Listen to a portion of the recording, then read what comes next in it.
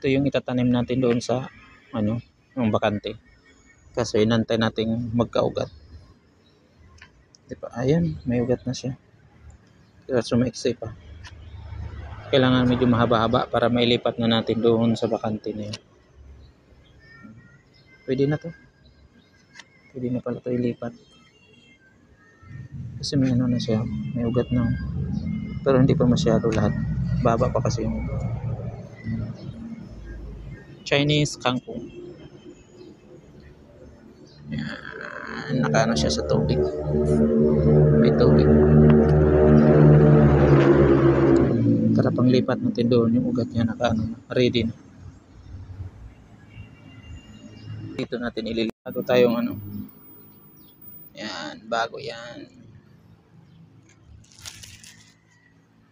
Bagong tanim. Hindi pa tapos. Yan. Papalitan pa yan.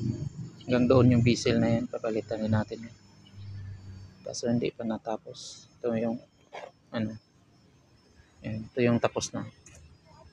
Yan, araw-araw natin hinarvest yan to MWF ang harvest natin dito.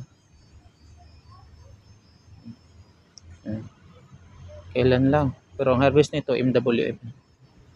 Ma-harvest kami ng 10 kilos. Hindi na rin kasi sa isang linggo maka 30 kilos ka rin. Pwede na. Diba?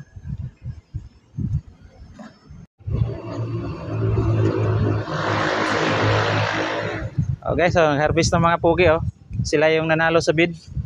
Mga pugi yan. Lalo na to si Elvis Presley.